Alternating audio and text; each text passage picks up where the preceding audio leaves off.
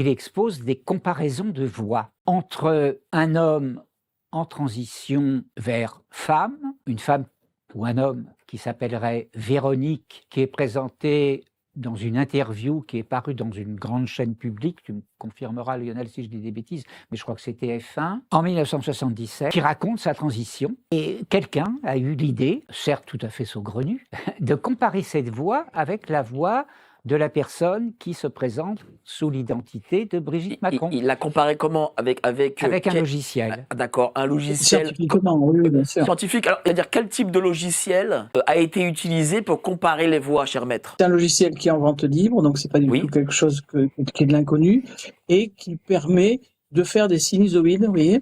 D'accord. J'utilise par exemple des logiciels qui permettent de couper certaines phrases. Moi, j'ai eu des gens qui avaient dit des choses parfois lors d'une réunion qui étaient contestables. Donc, j'ai pris un logiciel de ce genre, on voit des sinusoïdes et on découpe et on élargit. Et au bout d'un certain temps, on peut mettre en surbrillance ce qu'on veut enlever, on l'enlève et on fait le raccord.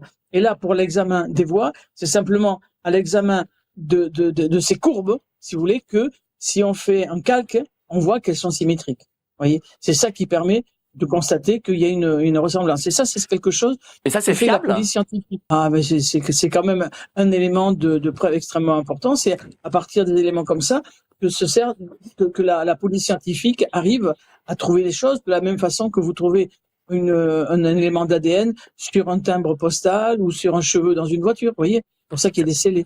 Ça veut dire, cher maître, excuse-moi, ça veut dire que ça peut constituer une preuve juridiquement? Oui. Alors ça, c'est clair, c'est que c'est le début d'un commencement de preuve et c'est cet élément-là qui est demandé à l'instruction par Christian Cotten et ses deux avocats pour donner un côté plus garanti dans la mesure où c'est la police scientifique qui fait les rapports.